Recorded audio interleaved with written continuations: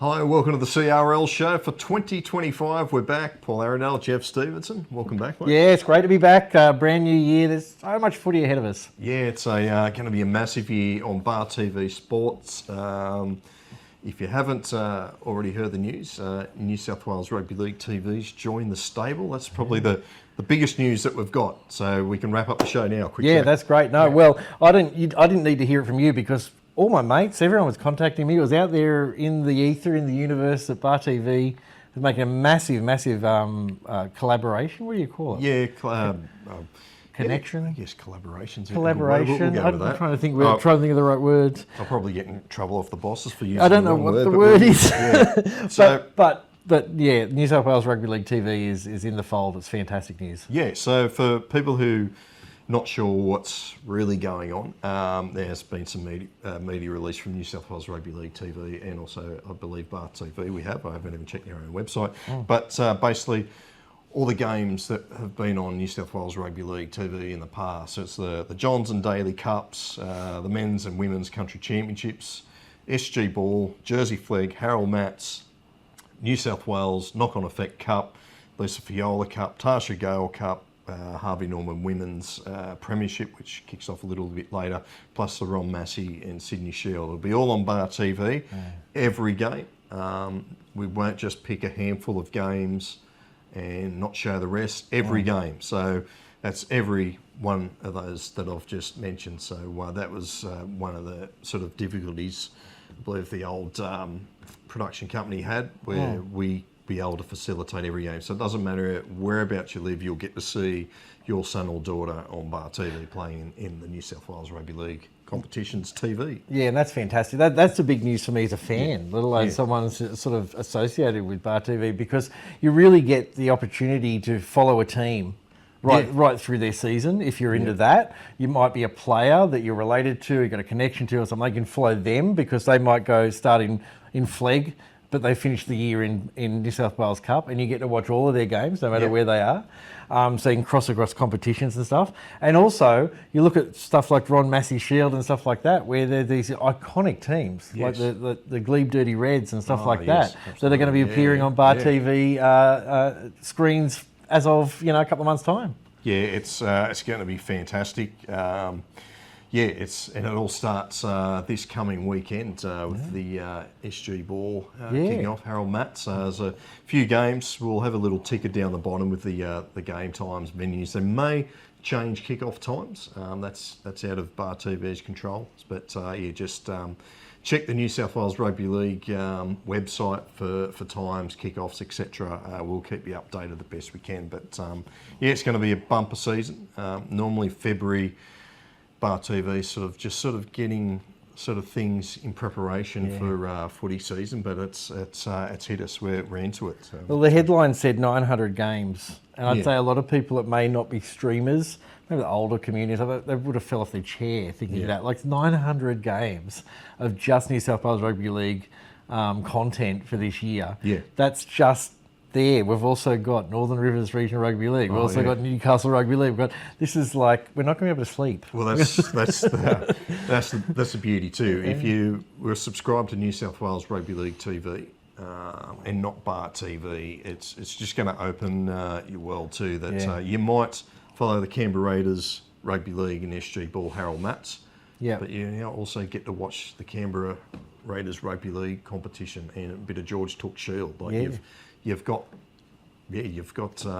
heaps and heaps of options. Same with the Northern Rivers Titans. We've got the Northern Rivers Rugby League.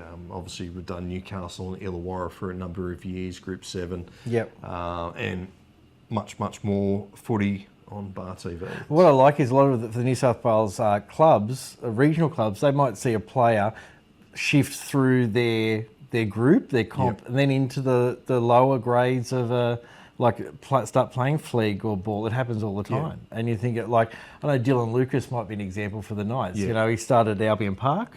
So you could have watched him play on BarTV as a youngster. Then he played lower grades for Newcastle, and now he's first grade. So you can actually watch, if you're following a particular player, maybe because you're related or a friend, you can watch them right through. Well, there's a couple of recent examples, I think at the Central Newcastle Butcher Boys, a young boy of Hoskins who's with Canberra now. Yeah. We've obviously got footage of him playing for the Butcher Boys in first grade. Kurt Donohue's another one with the Dolphins. Yeah. There's Anderson, what's his name? yeah, Grant Anderson. Well, we've still got the two Anderson boys playing for Central now. Yeah.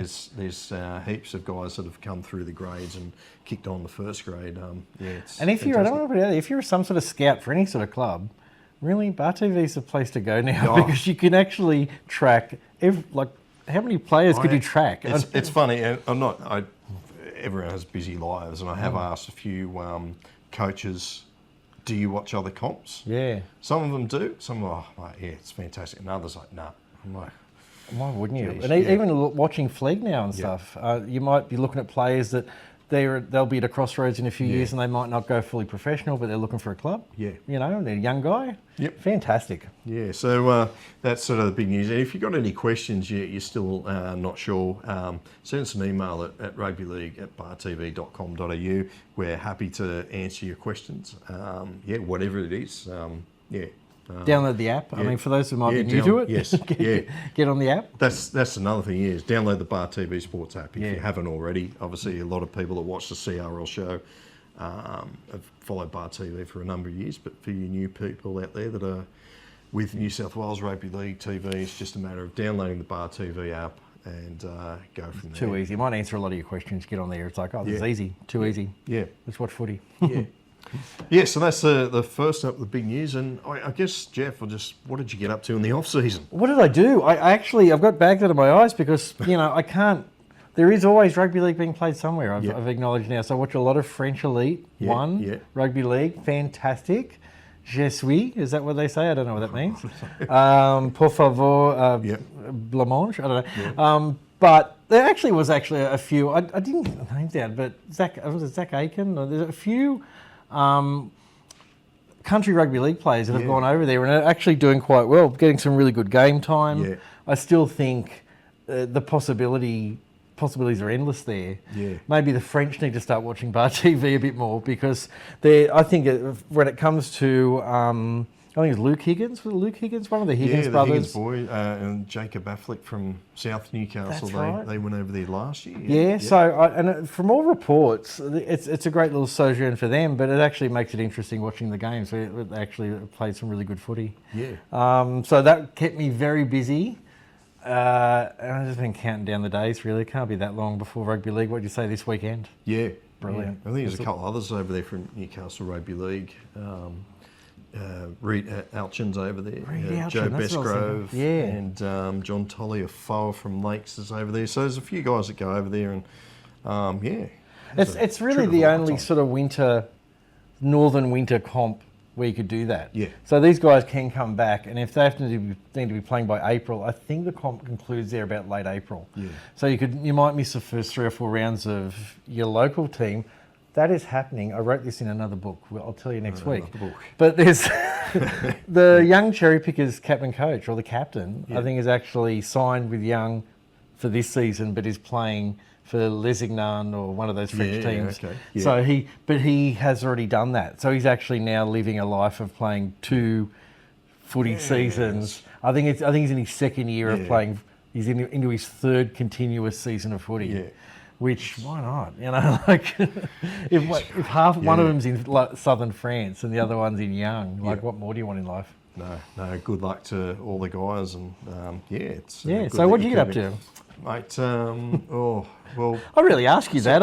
So a lot of rest, keeping an eye on other codes, cricket and soccer, football, whatever. So I'm getting back into the Premier League. Nice. So that's good because I used to love the Premier League when I was younger and sort of. And your team's in the Premier League, so that. Yeah, just for. Yeah, West Ham United. So. I'm going to say I'm into the Championship because my team's been there for about 10 years. So. Well, they got a chance of getting up this year. Yeah, I know they're looking good, but that's great. Yeah, so keeping tabs on that stuff. So. Yep, but footy has always been at the back of the mind. So as I said, this weekend it all kicks off on BarTV. So sit back, relax, enjoy the footy. Yeah. Yeah. Bring it on. Some few other bits and pieces that have been happening, Geoff. Obviously, we've gone from a good news story to a sad news story. Nambucca Heads Leagues Club burnt down last week. Yeah. And they've lost a lot of memorabilia. Sad to see. It's a beautiful ground, Nambucca Heads Rugby League ground. Yeah, you were saying. And I caught half the news report and you sort of messaged me about it. And I thought, oh, maybe it's not completely burnt to the ground. And then I saw the footage and went, oh no, they're not going to save much, sadly, I doubt. And I heard an interview with the chairman. I don't remember his name, really, sorry. This is January, BarTV. We're a little bit like forgetful CRL Show. But he was saying it's the memorabilia and the trophies. It's like, what can you do? Yeah. All I could think of for anyone out there, it's a long shot and it's probably not what their priority is right now. But if anyone has an old picture, if you've got a grandfather that used to play for Nambucca Heads, I was like, please get them to look for some stuff. Absolutely. And a Facebook page, Country Rugby League Comprehensive, they've also put the shout out to. That's great. There's always relatives around that they move out of town or whatever who have played and they find an old photo. So and I don't know whether they'll care that much about what the context of the photos or anything now, because they've lost.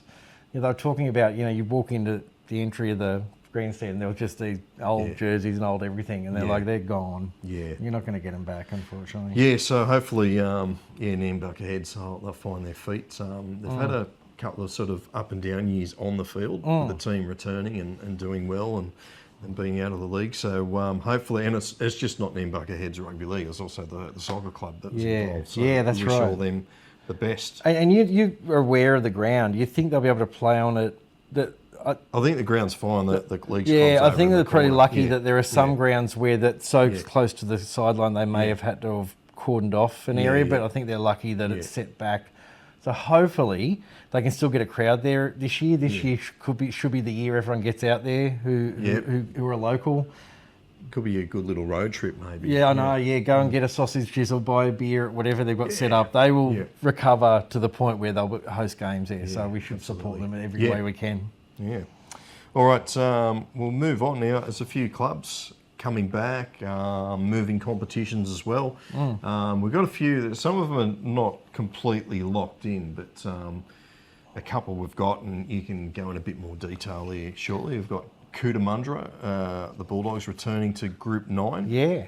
After a couple of years in George Tooke, and I have to say well done to Cootamundra. They spent a couple of years rebuilding. That's what they did the right thing, left Group 9, joined the George Tooke Shield and entered one or two teams in that. Now they've got a good load of juniors come through and players that can compete at a high level. So they've gone back to Group 9, so we wish them all the best. And I think they've done the right way of doing it. Yeah, you're right. That's exactly what I was thinking. I was really impressed when they talked about it being, they mapped out a plan over years, maybe 4 or 5 years, compared to some clubs where it seems like they think, oh, maybe next year, maybe next year. They went, no, we're going to develop and invest in juniors because we know that the under 16s and 14s of 4 years ago are going to be the first grade players now. And it's worked. Like, I really like that idea. What I was reading what their chairman was saying is we want it to be sustainable. It's not this like we're back, fingers crossed. It's like, no, we're back, and these guys that we've developed, they're going to stick around for another 5, 6, 7 years, as long as they want. Yeah, well, the town of Cootamundra too needs a strong rugby league team as well. Hell yeah. A lot of history. Big history. Is it Les Boyd from there? Yeah, he's the field's name. I was going to say. So got things like that. Yeah, you don't want them just sitting there dormant, and it's good.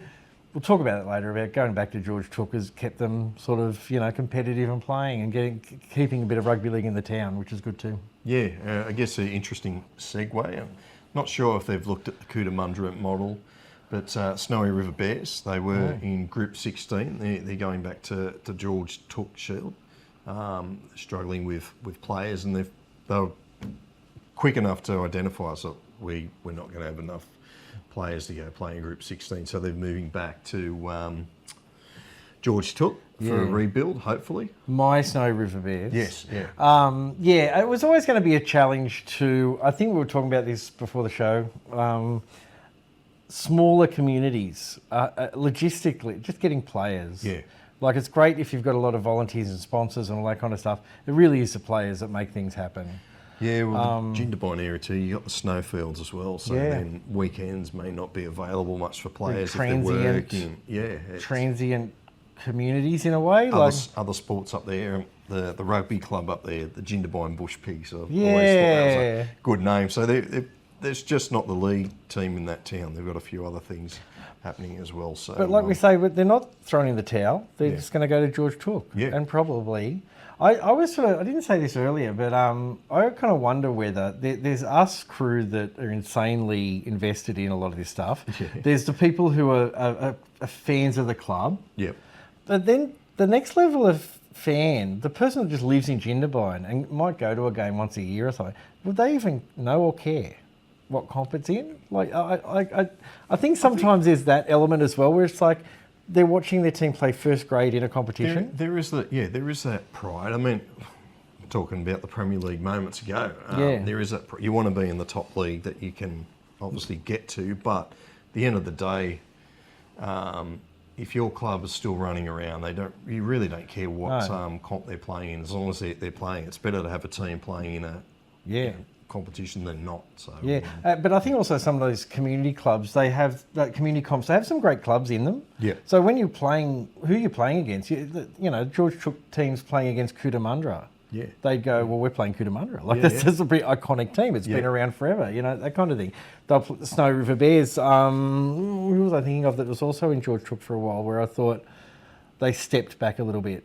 Well, Harden Hawks, they were in Group 9 years ago. Yeah. I'm not sure when they made the jump across to George Tooke. But, but you know what I mean? There's that kind of history. I still, we'll talk Hastings League later. There's some great teams up there. Yeah. So it's not like, I think if you were playing what you felt like was a pub team, like literally a pub team, you might feel a bit like, is this legit? But there's some legitimate teams they'll come up against next year. Just one thing I have is that North Canberra Bears are also in the George Tooke Snow River Bears. Yes.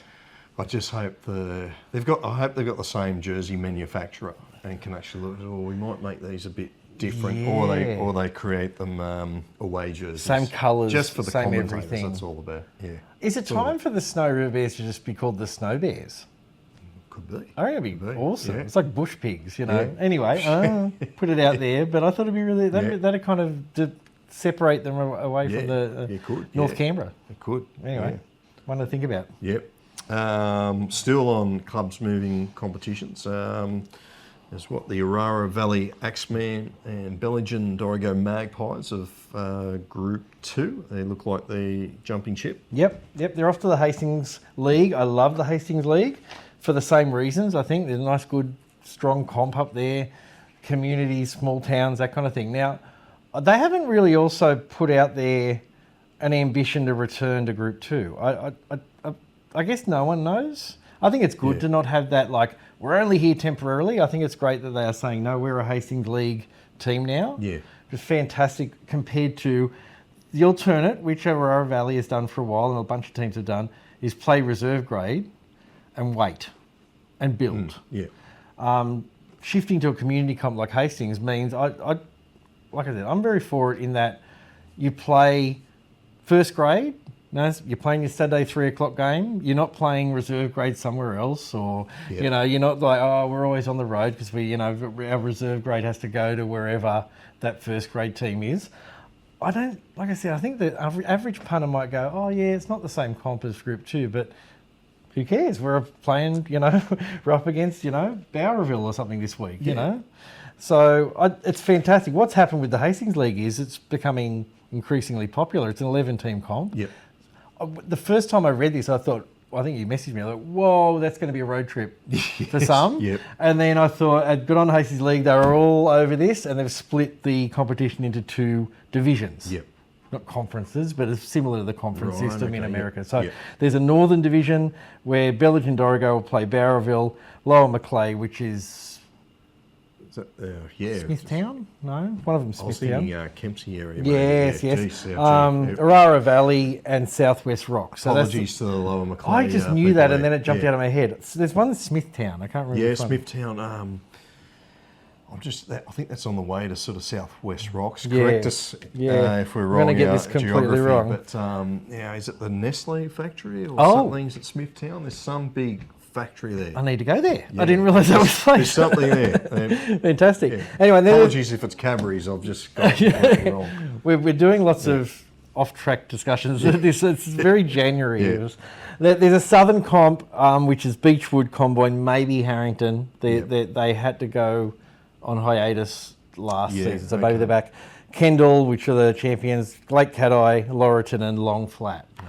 So I'm assuming, they haven't given any more info, but I'm assuming that maybe the top 3, 4 of each division joins together in the finals or whatever. But considering it's a community comp, it's a sensible idea to not have road trips between, Harrington and Orara Valley, which would be a decent one. I mean, Outback Rugby League folk and stuff like that will be laughing at this, going, "Whoa, like seriously, like that's not a big deal." But it's a community comp. Yeah. The reason people often play in these comps is they don't have the time; they're time poor, so they'd rather play in a lower comp. So it's a sensible idea, but 11-team comp, so it's in pretty rude health at the moment, and it's growing. It's a sorry to cut you off, but it's a trend with the community comps. So think of the Woodbridge Cup. Darling, the Pro 10, they're sort of growing. Newcastle and Hunter. I mean, how many divisions has that got now? It's ridiculous. And we're talking about you list the teams. They're strong clubs, but you think about how big the communities are. So I don't know whether there is a shift emerging where community competitions are made up. It's a population problem. Yeah. Whereas smaller towns used to be able to sustain a decent team sometimes because, for whatever reason, the kids weren't leaving to go to university and never come back. Yeah. There was industry in that. There was a small town, but there was a good industry nearby. Whatever reason, but you think of like Bowraville, Orara Valley, Southwest Rocks, Kendall, Laurelton. They're pretty small communities. Unless you've got people travelling in. Again, some people aren't willing to do that. Yeah. Unless you've got people coming in from the outside, it would be hard to field a competitive group first grade team. So why not just play community comps? It's fantastic. Yeah, well done, and well done to the Hastings League too for being accommodating. Yeah, sounds like they got a good committee up there. Yeah, a couple other little things. Quirindi Grasshoppers, looks like they possibly could be back from hiatus. Rest. Yeah. Fantastic. They are looking to enter a reserve grade team in Group 21, so they're going the other way. Deniliquin Blue Healers is another one popping up back in the Pro 10. They were really on the front foot early. I heard it was about probably this time last year. They said, hey, we want to get a team. And they've done extraordinarily well. It's the right way to do it because we saw teams like Shepparton. Remember Shepparton were putting themselves out there, I think, a year in advance, and then they won the comp. Yeah. Like, it didn't just come back in, it didn't come from nowhere into existence. They won the comp. Yeah. And final one's Avondale, the Wombats. They look like they're going to step up and play in the top league of Illawarra.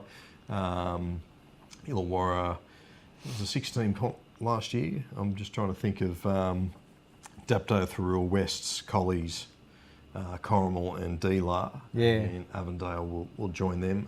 Fantastic. Again, that comp there, Helensburgh, you've had Cronulla, Caringbah, even Berkeley. They've sort of flirted with that top division, haven't been competitive. So Avondale, we wish them all the best. It's fantastic. And another team, there's teams where you could tell, probably like Harrington Hurricanes and stuff, they're so close to coming back. And another one is the Tenterfield Tigers. Yes. They had a bit of a meet and greet, sausages and beers kind of thing. It's already been on. It was on last week. Just to say, we just need enough people. If we can get enough people, we've got enough interest in the club to run in the Border League. So I don't know whether there's many Tenterfield viewers or whether they're going to nose one up there, but I'd love to see them have a run this year because it sounds like they're pretty close. I mean, if you look now on all the streams, all the socials, there's an endless amount of messages, posts on there about teams looking for players. If you're a player right now, you could pick and choose where you want to go if you're just looking. But some of them are, I couldn't mention them all, those ones, but I would mention ones where it's like we are on the cusp of forming a team rather than just strengthening our squad or strengthening a team or we need a fullback or that kind of stuff. So good luck to all those who are putting that out there. It's really hard to get through to all of them, but yeah, those teams that are, like I said, I think Tenterfield's pretty close to being able to say, yeah, we're good to go. Yeah. And those other teams that have, shifted comps and stuff like that, like back to a bit of Metro talk. Okay. We've got Metro talk. The Blacktown Workers has split with the Manly NRL, New South Wales Rugby League. So they're back to the Ron Massey Cup. By the sounds of it, starting from scratch. So they're looking for players. They're sort of saying, because they've gone from a semi-professional. You don't really think of that, do you, when they sever ties? Yeah. Yeah. So they've lost all their Manly players, and I guess they would have had a handful of their own. And now they're going, well, we're gladly going to play in the Ron Massey Shield because that's probably a great comp for them to be in. But they're looking for players as well. So it's happening everywhere. It's just a matter of, I guess all these teams do find their players. They get a bit of depth or whatever, but they're back. So I guess it's one of those things. You're a player. You're watching this show, New South Wales Rugby League TV, Ron Massey Cup. You want your game. You want to play on the stream. You go back and look. Well, sign up for Blacktown Workers. Hell yeah! And like we're saying, there are scouts, especially for someone like Blacktown. I know other news. Glebe Dirty Reds, the champions of Ron Massey, have signed Dylan Napa. Yeah, okay. Greg Eastwood there last year. Yeah, they've had... They often find those players, and I think they're players that may want a few more years in the comp, but they find younger players. I know Simon Wolford's son played there retired last year after many years there. Yeah, Not Zach, one of the other ones. Okay. Anyway, Boy Garlic was there as well, Sean Garlic. Oh, yes, he was there. Yeah. And Apicilli Fine, is that his name? He signed with them as well. But Dean Farre, 35-year-old, he signed with the Glebe Dirty Reds. So there's some quality in there, in the mix. So you could be playing against or with those players. Yeah, that's great stuff. Yeah. What else have we got here? We're getting through all the stuff. You've gone the Metro. We'll go sort of, what do you call this, country international. Yes. Somerset Park in Thornton, if you don't know where that is. Beresfield Bears, Thornton Beresfield Bears. They're hosting the Philippines Admirals at Somerset Park on February the 8th. I believe kick-off's 4 o'clock. We'll get the correct one for you next week. But Somerset Park's probably going to be the latest international venue. Is it the first international game of the year? Possibly. Could be. There could be a few qualifiers. Maybe over in the Netherlands they might have done something. Yeah, maybe. Yeah. But all roads lead to Beresfield. Yeah, I think there's a few Philippine boys. The Jones boys might be with Beresfield, and they've sort of got it going. Because something I've said to a few people, we should have a few internationals here in the Newcastle area. Hell There's a few guys that have got Polish connections. I think Harry Saker and Ethan Niscott. So maybe we could organise Poland v Philippines. Maybe I'm thinking too far ahead, but February 8th, Somerset Park in Thornton, Thornton Beresfield Bears, I should say, taking on Philippines Admirals. So if you're in the area, get down, watch some good footy. Either way, everyone will be thirsty to watch a live game. Yeah. February 8th, like how good is that? Like you can't get earlier in the season than to be able to rock down, if you live in the Hunter Valley, to a ground and watch a game of footy. I am pissed off. Because I'll actually be working in Sydney that day, so I might send a photo from there. I will miss out. It's literally, it's a stone's throw from you just my house. walk the dog there. So, anyway, I'm not lucky enough to live near an international venue like you. So anyway. Go to the Thornton Beresfield Bears Facebook or Philippines Rugby League if you want to find out any more info on that. Yeah. Try to keep you update. Couple of comps kicking off. They've got their draws out in NSWRL, kicking off April 5 and 6. A couple of a couple of sort of like local derbies, you could say. Obviously, Northern United and Maris Brothers. That'll be a good clash. Maris Brothers were on the way up last year. Northern United made the semi. So hopefully those two teams strong and down at the bottom, the cellar doors, Quiogle v Lower Clarence. I'll put the round 1 draw up there for you on the screen if you're watching. Yeah. Cootamundra, Willumbar, Byron Bay, Evans Head. Not much of a derby. No. Beachside derby maybe. The Bay v the Heads. Billamble and Tweed Coast. That'd be not a derby. too far. Yeah. Casino, Ballina. Ballina heading out to Casino, reigning premiers, the Seagulls. And also Tweed Heads, they played lower grades last year. They host Mullumbimby, so I'm not sure if they're entering a first grade team or if they're just playing the lower grades. But I mean, Tweed Heads Seagulls, their second year back in the NSWRL as well. Yeah, it's hard. There's a few teams like that throughout the state where I think they're right on the edge, a bit like Tenterfield, where they're like, they could end up that way. They're keeping spaces open, that kind of stuff. So we'll have to see. Their Q Cup team, I know in the past they've had relationships with Gold Coast teams at Runaway Bay and Tugun. Yeah. So I'm not too sure if that will continue in the Gold Coast competition or if they're just moving to NSWRL. We'll have to wait and see. Yeah. Just a few. I'll just step in there. Yeah. Just a few. Like knockout nines comps coming up. Yeah. West Wyalong, I've captivated because my friend Macca moved out there a couple of years ago, and I didn't realise. I knew about the knockout. I didn't realise how ingrained it is. It's going to be the 52nd annual knockout. That's wild. I don't know whether there was many knockouts back then, but for one to be continuously run. Well, it's outlived all the. So you used to have the Caltex knockouts in a lot of the groups back in the 60s, 70s, so it's outlived all them. Yeah. So they're still taking entries. It's $600 to enter. Yeah. Be a cracker of a spot to head out to. There's actually, sorry, when talking about West Wyalong, I got news for you guys. They've actually full. They've actually filled their. I'll mention another nines comp coming up, which is still opening. So it's $600, but I'm sorry, they've completely filled up. Yeah. It's going to be 20,000 K for the winner. That's pretty good. So that's I think that's why they're getting a bit of interest because it's from bigger teams. It's on the 28th of Feb till the 1st of March. So because it's a knockout comp on one weekend, they can't just fit in one day, of course. So it is 16 teams. Yep. There's new teams in this year. So new teams are Cooma United, Bombala, Forbes are coming down, Dubbo, Sims are coming down. That's what I mean. Some pretty big clubs there. Yeah. Griffith are heading that way, and Yanko Wamoon, I forget how to say that. And returning are South City, Tamora Young, Orange Sims are back, Parks, Tullabajil. Lakes, Leeton, Yenda, Hay, and of course West Wyalong are playing. Yeah. So it's going to be a decent comp. I reckon I'd want to get out there one year. Yeah.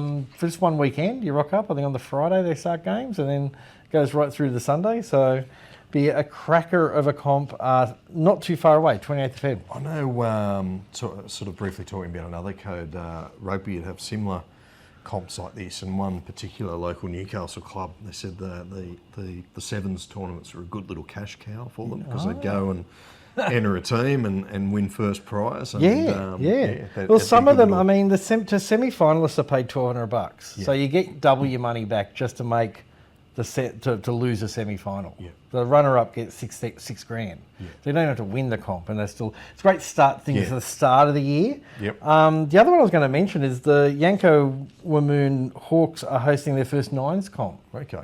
On the 29th of March, so it's a bit further away, but they're looking for teams right now. Okay.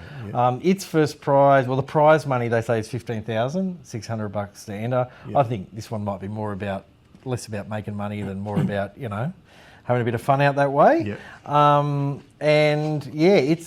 It's like I said, you go to their Facebook page and there'll be more information, but it's the first time. Harden Hawks, sorry. Basically, the Harden Hawks are helping promote it and that kind of stuff as well. Yep. But Yanko, it'll be hosted at Yanko's Leeton number 1. Sorry. Oh right, so just up the road, So that's not getting confused because it's Yanko hosting it. It's not being played. It's playing at Leeton number 1. Okay. And the Harden Hawks are involved as well. But anyway, it seems to be thrown together. Men's or women's comps, nine aside, so it's not as full on as a knockout comp. Yeah. You get it guaranteed a minimum 3 games for the weekend. And that's on, like I said, 29th of March. But get on there now. I think they're looking for teams now because, as you saw, as I said, with the West Wyalong knockout, they'll fill up. They won't be able to fit any more players on the field. Yeah, good stuff. We're almost got stuff. I've done. got We're all one more. One more. Yeah, keep one going. more. Yep. Armidale Rams, Yep. as of now, are having an egg drive. An egg drive. So for $5, contact the club. I'll Yeah. put the picture up on the screen right now. Yeah, if you're watching that. Yeah, if you're watching. Yep. For $5, you can get a carton of eggs. All proceeds, they're I'm assuming, they claimed to be not free range, but like backyard. Oh, okay. Backyard chicken eggs. Yeah, okay. And for $5, you get a dozen eggs. Proceeds go to the Armidale Rams. What more do you want? Yeah. What more do you want than that? So anyway, just one for out there. Anyone going through Armidale on the way to Tenterfield to sign up for their team, Yeah. pick yourself up a couple of dozen eggs. I mean, who doesn't love eggs? Yeah, any more relos are driving over the range that way. Just pick us up some eggs. Yep, that's right. Get a couple of cartons. I'm in on that as well. Yeah. But anyway, I always look at new and inventive ways of clubs raising money. That's one of them. That's brilliant. And really, talk about a community club, community focus. Those eggs will be coming out of the bumholes of chooks of fans and players' mums and all that kind of stuff. Yep. So you can't get more community than that. Yeah, that's brilliant. Yeah. But that's about me. There's plenty of other stuff we could talk about, but I think we've got a few. It's only the beginning of the year. Yeah, it's So many signings and stuff I could talk about. signings. Yeah, maybe we get into a few of the signings next week. Yeah, sounds good. Yeah. One last thing, Newcastle Rugby League, we touched on NSWRL kicking off April 5 and 6. Newcastle Rugby League kicks off April 12 with their Magic Ground. They're returning the #1 sports ground after, last grand final there was 2014. Yeah. So it's been a long time. I was going to say, anyone of a certain age and above will remember going to a grand final there. I've been to a couple. Yep. 2014. I think I went, God, I must have gone to maybe one of those. Yeah, right at the back end. That was Cessnock and West. So West said that was their. I got a photo on my phone, like from back then. I had a smartphone back then. There like you go. that's how it feels like not that long ago, but it's 11 years ago. Yeah. So they're returning their Magic Round. Kicks off at 12 p.m. Northern Hawks v Curry. The Entrance and Central, they had an absolute belter prelim final last year. So that's going to be a ripper. 140 right in the middle of the day. Yeah. Cessnock and Wyong, that'll be a beauty too, because Wyong have allegedly purchased a few players as well. Lakes and Wests, obviously Sione Mataudia with Lakes this year. Kevin Nakwama with Wests. Two different teams this year. Yeah, that's at 5. Souths and Macquarie at 6:40. That's the final one. A lot of old former Scorps returning there this year, so they'll be. That's round one. Round one. I think an excellent idea to do it round one. I think everyone's thirsty. Yes, ready absolutely. for some footy, and you can just plonk yourself on the hill. There's a bit of shade on that hill. You find the right spot. Fantastic. Yeah, if you're familiar with the Magic Round that Henson Park do, or the Newtown Jets, I think it was at North Sydney last season, but Magic Round was at #2 sports ground last year in Newcastle. It was a massive success. This year it's at #1. So there'll probably be more food, more alcohol. And, it's fantastic. more You drinks. are close to everything there too, so I think it's a great idea that you might want, theoretically, you could watch, the Northern versus Curry game and then nick off for a swim. No offence to the Entrance and Central, but you could chop your day around, and it doesn't have to be. But you're very close to go. You can go have dinner afterwards. There's so many pubs and restaurants around there, so it's fantastic. Yeah, Maitland had the buy, and there was a lot of backlash on social media too from Maitland having the buy, and a lot of people not realising that Maitland actually elected not to play. Oh, there you go. So it's one of those ones. For those people whinging, the Premiers should be playing and all that, well, the club actually didn't want to play in it. So that's what I've been told. So that's a good way. That's a good result. Because if you don't want to play in it, then that's great, because they give the other teams a go. Last year, South selected not to be in it. So this year, Maitland's put their hand up. So good on them. they'll be involved with Sleepy's Day with South a little later on in the year. But it's a great concept. If you're up around Newcastle on April 12, well, then head to #1 sports ground. Sounds good. All right. First episode for 2025 in the can. Beautiful. CRL Show back. Who knows? We might have a few sort of other little bits and pieces. Obviously with New South Wales Rugby League TV jumping on board for 2025. But BarTV is the place to be. Yeah, that's right. It certainly is. Can't wait. All right, Paul Arandale, Geoff Stevenson signing off. We'll catch you next time. Beauty. Cheers.